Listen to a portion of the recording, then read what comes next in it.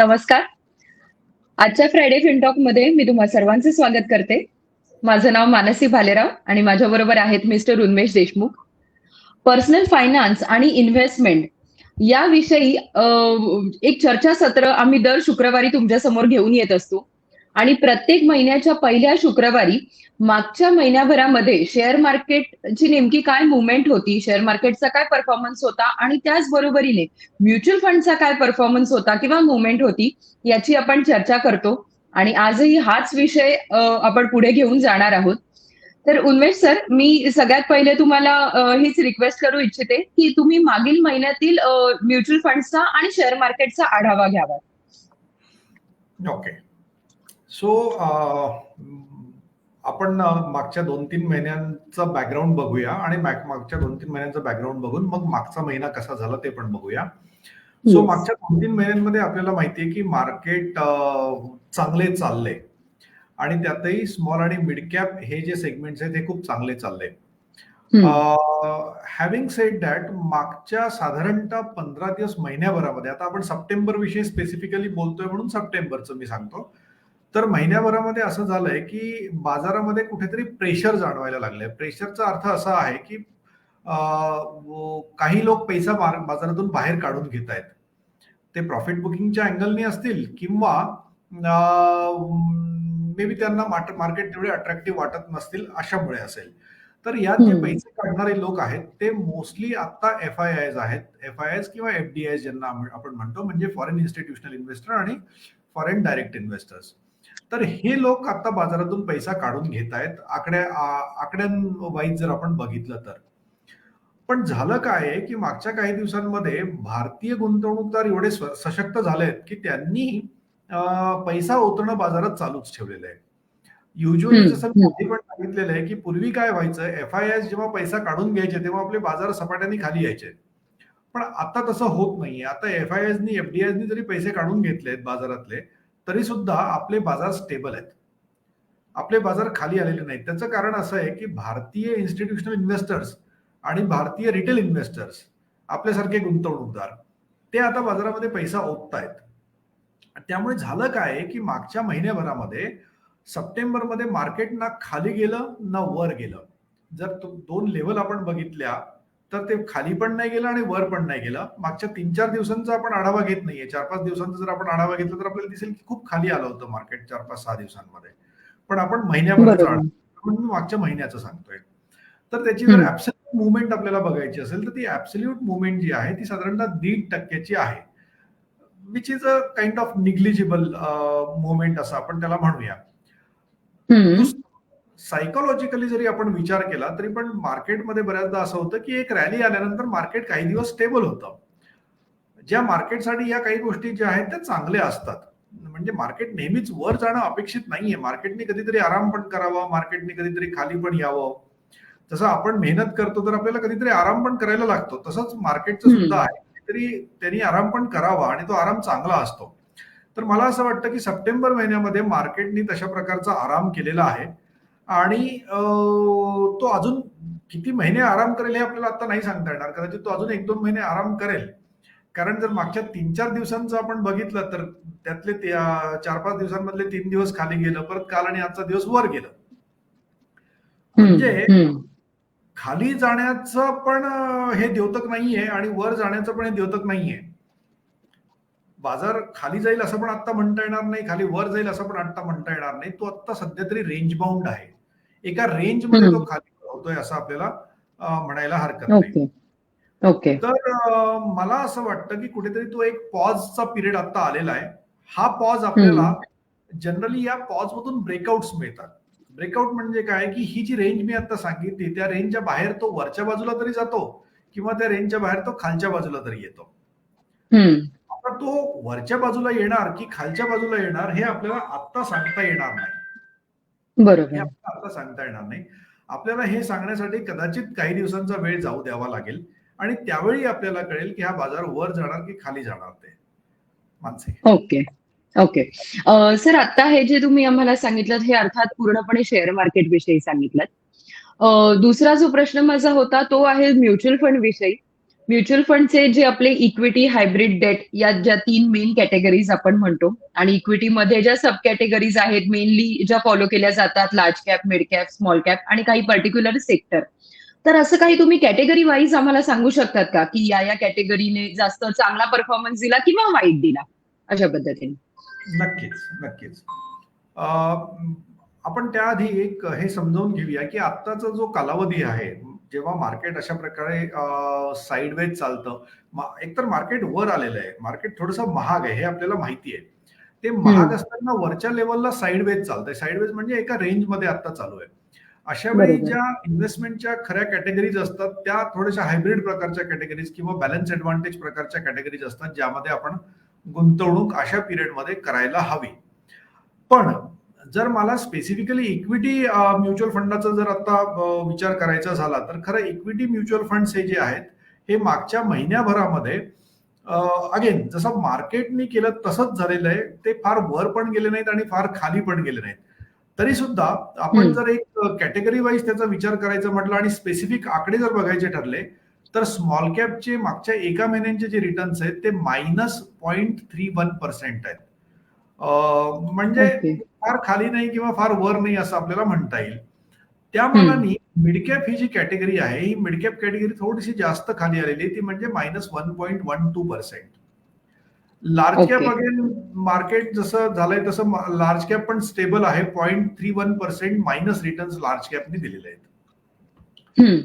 थोडंसं सेक्टर्सकडे आपण जाऊया की आपण बोललो होतो काही सेक्टर्स जे आहेत ते पॉझिटिव्ह सेक्टर्स आहेत याच्यापुढे इन्व्हेस्टमेंट करण्यासाठी. बरोबर. आपण हेल्थ केअर सेक्टर एक सांगितलं होतं. ते हेल्थ केअर सेक्टर पण फार काही वर पण गेलं नाही किंवा फार काही खाली पण गेलं नाही. 0.5% मायनस ते सेक्टर राहिलेलं आहे मागच्या महिन्याभरामध्ये. एक सेक्टर आपण जे सांगतोय की आता सुद्धा गुंतवणूक करण्यासाठी चांगलं आहे, पण लॉंग टर्मसाठी किंवा मोठ्या कालावधीसाठी 3-4 वर्षांचा कोणाचा जर पिरियड असेल इन्व्हेस्टमेंटचा आणि जोखीम घेण्याची तयारी असेल तर आपण टेक्नॉलॉजी सेक्टर लोकांना सांगितलं होतं. ते टेक्नॉलॉजी सेक्टरमध्ये त्या टेक्नॉलॉजी सेक्टरमध्ये आताही इन्व्हेस्टमेंटच्या ऑपॉर्च्युनिटीज आहेत. या महिन्यात ते आणखीन स्वस्त आपल्याला मिळत आहे आणि त्याचं कारण की ते -2% म्हणजे मायनस रिटर्न्स त्यांनी या मागच्या महिन्यात दिलेले. जेव्हा मायनस असतं तेव्हा आपण पेरण्याचा पिरियड आहे असं म्हणतो. तर त्या सेक्टरमध्ये हा पेरण्याचा पिरियड अजूनही चालू आहे. हेल्थ केअर सेक्टरमध्ये पण पेरण्याचा पिरियड आणखीनही चालू आहे. याचाच अर्थ आहे की ज्यांना जोखीम घ्यायची सेक्टरल अलोकेशन ज्यांना द्यायचंय ते लोक अशा प्रकारचे इन्व्हेस्टमेंट अजूनही करू शकतात. जे थोडेसे स्टेबल सेक्टर्स राहिलेले आहेत, मी म्हणजे तुला हेल्थ केअर आणि टेक्नॉलॉजीचे आता ऍव्हरेज रिटर्न्स सांगितले. त्याचप्रमाणे जे थोडेसे स्टेबल राहिलेले सेक्टर्स आहेत मागच्या महिन्यामध्ये ते आहेत एफएमसीजी आणि फायनान्शियल सर्व्हिसेस सेक्टर. तर यात एफएमसीजीनी मागच्या महिन्याभरामध्ये पॉझिटिव्ह रिटर्न्स नॉमिनल का होईना पण पॉझिटिव्ह रिटर्न्स दिलेले आहेत. जनरली एफएमसीजी हे तसंही स्टेबल स्टेडी चालणारं सेक्टर असतं. त्यांनी 0.3% रिटर्न्स मागच्या महिन्यात दिलेले आहेत. आणि फायनान्शियल सर्व्हिसेसचा जो ऍव्हरेज आहे फायनान्शियल सर्व्हिसेस सेक्टरचा तो थोडासा चांगला राहिलेला आहे, तो म्हणजे 0.4%. आपण बघितलं असेल बाजारामध्ये की जरी बाजार थोडंसं खालीवर होतंय तरी पण बँकांचे शेअर्स खूप चांगले चालत आहेत. त्यातही पब्लिक सेक्टर युनिटच्या ज्या बँक आहेत त्यांचे शेअर्स खूप चांगले चालत आहेत मागच्या काही दिवसांमध्ये आणि त्यामुळेच हे फायनान्शियल सर्व्हिसेस सेक्टरचे जे म्युच्युअल फंड्स आहेत ते पण अर्थात चांगले चालत आहेत. तर त्यामुळे सुद्धा आपल्याला म्हणता येईल की या दोन सेक्टरनी चांगलं केलेले, थोडेसे महाग आहेत ते अर्थात आता झालेले. तर थोडी रिस्क घेऊन चांगले रिटर्न्स कमवण्याची अपॉर्च्युनिटी हेल्थ केअर आणि टेक्नॉलॉजीमध्ये पुढे चालून दिसते. तशीच फायनान्शियल सर्व्हिसेस आणि एफएमसीजी मध्ये थोडे महाग जरी असले तरी ते थोडेसे स्टेबल आहेत असं आपण म्हणायला हरकत नाही. मानसी. ओके. ओके. सर पुढचा प्रश्न माझा खरं तर असा आहे की मला माहिती आहे की आपण मार्केट प्रेडिक्ट नाही करू शकत किंवा म्युच्युअल फंडचे रिटर्न्स हे गॅरंटीड नसतात. पण तरी सुद्धा याविषयी थोडं मार्गदर्शन हवं होतं की आता येत्या 5-6 महिन्यांमध्ये भारतामध्ये इलेक्शन्स आहेत आणि इलेक्शन्सच्या वेळी मार्केटची मुवमेंट वोलाटाईल असू शकते असं आपण आधी पण एकदा सांगितलेलं आहे.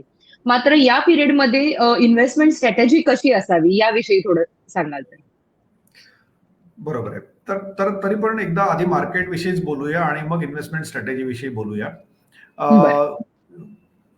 युजली आपण असं बघितलंय की प्री इलेक्शन पिरियड्स मध्ये चांगल्या रॅलीज मार्केटमध्ये आलेल्या आहेत. कुठलेही हम्म. Pre election year. आता आपण प्री इलेक्शन इयर मध्ये आहोत आणि बरोबर. रॅली मार्केटमध्ये आलेली आहे. आपण वरच्या लेवलला बसलेलो आहोत, म्हणजे वरच्या लेवललाच आहोत आपण. थोडीशी जी व्होलॅटिलिटी आली ती या लेवलला आलेली आहे. आता जे काही थोडं खालीवर झालंय ते, तर हम्म. आहोत वरच्याच लेवलला आपण. आता ही वरची लेवलची रेंज संपली आहे का नाही संपली आहे, ती आणखीन 4-5 महिने कंटिन्यू होणार आहे का नाही होणार आहे, ते आपल्याला माहिती नाही.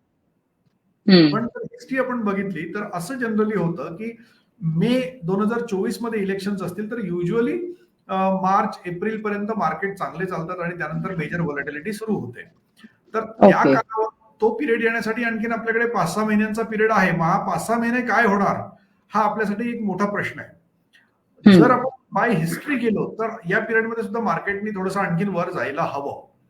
पण आपण आता जर मार्केट शास्त्रशुद्ध दृष्ट्या आपण जर मार्केटकडे बघितलं की बाजार आता महाग आहे का स्वस्त आहे, ज्या काही आकडेमोडी हम्म. किंवा रेशोज वगैरे बघतो त्या दृष्टीने जर आपण बघितलं तर मार्केट महाग आहे असं म्हणता येईल. म्हणजे एक पॅरामीटर हम्म. मला हे सांगतं की मार्केट जर बाजार जर महाग आहे तर त्यांनी खाली यायला हवं. पण मला हिस्ट्री सांगते की त्यांनी आणखीन 5-6 महिने वर जायला हवं. या द्विधामध्ये आपण कुठेतरी मला वाटतं सापडलेलो आहोत. आता हम्म. त्या द्विधामधून आपण वरच्या बाजूला ब्रेकआउट देतो की खालच्या बाजूला ब्रेकआउट देतो, यावरती कदाचित आपण आपलं ठरेल की आपण पुढच्या 5-6 महिन्यांमध्ये खाली जाणार आहोत की वर जाणार आहोत. तर ही झाली बरोबर. पार्श्वभूमी. या पार्श्वभूमीवरती आता आपण हे ठरवूया की आपल्याला गुंतवणूक कशी करायची.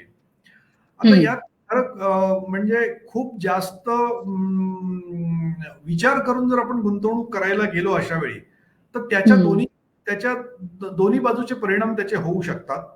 म्हणजे काय आहे की मला जर खालच्या लेवल्स मिळाल्या आणि मी त्यावेळी गुंतवणूक केली तर मला चांगला परतावा मिळू शकतो, पण मी चुकून वरच्या लेवलला गुंतवणूक केल्या, खूप टायमिंग करण्याचा प्रयत्न केला तर मला ते चुकू सुद्धा शकतं. यापेक्षा बरोबर. सगळ्यात चांगली स्ट्रॅटेजी काय असू शकेल की मे पूर्वी, म्हणजे मे मध्ये जर इलेक्शन आहेत असं मी गृहीत धरलं 24च्या मे मध्ये, तर त्या हम्म. केव्हा ना केव्हा व्होलॅटिलिटी येणार आहे. या बरोबर. व्होलॅटिलिटीमध्ये तुम्ही जर लॉंग टर्मची इन्व्हेस्टमेंट करणार असाल, पुढच्या 6-7 वर्षांच्या कालावधीसाठी जर तुम्ही गुंतवणूक करणार असाल तर कुठेतरी ती सिस्टमॅटिक ट्रान्सफर प्लॅनच्या पद्धतीने करायला हवी, जेणेकरून आपल्याला ती जी काय खालच्या लेवल्स आहेत त्या खालच्या लेवल्स पण आपल्या कॅप्चर होतील. जशी एसआयपी आपण 10 वर्षांसाठी करतो किंवा 5 वर्षांसाठी करतो, तशीच एसटीपी जी आहे, सिस्टमॅटिक ट्रान्सफर प्लॅन, हा 6 महिन्यांच्या 8 महिन्यांच्या कालावधीसाठी आपण करू शकतो. तर अशा प्रकारच्या एसटीपीच्या माध्यमातून आपण ही गुंतवणूक आता करावी, पर्टिक्युलरली अग्रेसिव्ह फंड्समध्ये, म्हणजे small cap, mid cap, multi cap किंवा कुठले थिमॅटिक फंड्स असतील तर अशा फंड्समध्ये अशा पद्धतीने आपण गुंतवणूक करावी. पण जर आपण गुंतवणूक करणारच मुळात असो हायब्रिड फंडमध्ये किंवा बॅलन्स ऍडव्हान्टेज प्रकारच्या फंडमध्ये किंवा मल्टी असेट प्रकारच्या फंडमध्ये, तर मला असं वाटतं की खूप सिस्टमॅटिक ट्रान्सफर प्लॅन या पद्धतीने ती करायला नको. त्याची काळजी जी आहे ती फंड मॅनेजर ऑलरेडी घेतच असतात. फंड मॅनेजर आपली ती कमी जास्त करण्याचा कायम त्यांचा प्रयत्न असतो. त्यामुळे त्या ठिकाणी आता सुद्धा लमसम इन्व्हेस्टमेंट करायला हरकत नाही. तर पोर्टफोलिओ कोणाचा कसा आहे, त्या पोर्टफोलिओमध्ये हायब्रिड फंडचा एक्सपोजर किती आहे, बॅलन्स ऍडव्हान्टेज फंड्सचा एक्सपोजर किती आहे, आणि अशा प्रकारचे जे अग्रेसिव्ह फंड्स मी म्हणालो, स्मॉल मिड कॅप किंवा मल्टी कॅप, अशा प्रकारच्या फंड्सचा एक्सपोजर किती आहे, यावरती आपली जी स्ट्रॅटेजी आहे ती ठरायला हवी. आणि मग जर मला कालावधीच माझा 2 वर्षांचा असेल गुंतवणुकीचा आणि मी डेटमध्येच जर गुंतवणूक करणार असेल तर मला मार्केटची काळजी करण्याचं काही कारण नाहीये. मी डायरेक्टली त्या डेट फंडामध्ये गुंतवणूक करून टाकायला हवी. बरोबर. By the way, debt fund सुद्धा पुढच्या 2 वर्षांमध्ये एफडी पेक्षा बेटर रिटर्न्स देऊन जातील असा कयास आपण ठेवायला हरकत नाही. त्यामुळे कोणाला जर 1 किंवा 2 वर्षांसाठी गुंतवणूक करायची असेल तर त्यांनी शॉर्ट टर्म डेट फंड किंवा कॉर्पोरेट डेट फंड अशा प्रकारच्या डेट फंड मध्ये आता गुंतवणूक करायला हरकत नाही. हे बोलत असताना आपलं नेहमीचं डिस्क्लेमर आठवलं म्हणून ते आता आधी सांगून देतो. कुठल्याही प्रकारचे रेकमेंडेशन्स मी इथे देत नाहीये. मी हा आढावा घेतोय बाजाराचा. तर या रेकमेंडेशन नी तुम्ही गुंतवणूक करण्याच्या ऐवजी तुम्ही तुमच्या सल्लागारांकडून पूर्ण सल्ला घ्यावा आणि मगच ती गुंतवणूक करावी. युजली आम्ही असं सांगतो की गुंतवणूक ही पोर्टफोलिओमध्ये असावी, कुठल्याही स्कीम मध्ये असण्यापेक्षा. आणि पोर्टफोलिओमध्ये असण्याचा अर्थ तोच असतो की माझं जे अलोकेशन आहे ते अलोकेशन सगळीकडे जायला हवं. तर व्होलॅटिलिटी हा खरं इन्व्हेस्टमेंटसाठीचा खूप चांगला पिरियड असतो. आणि पुढचा पिरियड हा व्होलॅटिलिटीचा असू शकतो, पुढच्या 6 महिने 8 महिन्यांचा पिरियड. तर हा गुंतवणुकीसाठी चांगला पिरियड असेल असं आपण मानू शकतो. जसं पेरणी आपण करतो, पेरणीच्या आधी वादळ येतं, मग पाऊस येतो आणि मग आपण पेरणी करतो आणि मग नंतर पुढचे काही वर्ष पाऊस नसतो, पुढचे काही महिने पाऊस नसतो. हा पण तसाच पिरियड एक आहे, हा पेरणीचा पिरियड आहे आणि या पिरियडमध्ये आपण पेरणी करायला हवी आणि ती पेरणीचं मग आपलं पीक पुढच्या 2-3-4 वर्षांमध्ये खूप चांगलं उगवू शकतं असं म्हणायला हरकत नाही. येस येस, धन्यवाद सर. खूप सोप्या शब्दांमध्ये नेहमीप्रमाणेच अर्थात तुम्ही आम्हाला हे पूर्ण एक्सप्लेनेशन दिलं. तर फ्रायडे फिनटॉक ही जी आमची ऍक्टिव्हिटी आहे ही आर्थिक साक्षरता निर्माण व्हावी यासाठी आम्ही चालू केलेली आहे आणि गेले अनेक महिने आम्ही हे सातत्याने करतो आहोत. तर आमचे हे जे फेसबुकवरती व्हिडिओज आहेत ते तुम्ही तुमच्या व्हॉट्सअप ग्रुप्समध्ये शेअर करा, आमच्या फेसबुक पेजला लाईक करा आणि पुढच्या शुक्रवारी 4 वाजता याच वेळेत आपण पुन्हा भेटूयात एक नवीन विषय घेऊन. नक्कीच. नेहमीप्रमाणे सगळ्यांना सांगा या इनिशिएटिव्ह विषयी, शेअर करा. It takes hardly a minute आणि आपण इन्व्हेस्टमेंट अवेअरनेस वाढवण्याचा प्रयत्न करूया. That's it. येस, नक्की. Yes. Okay. Thank you. Thank you. Thank you.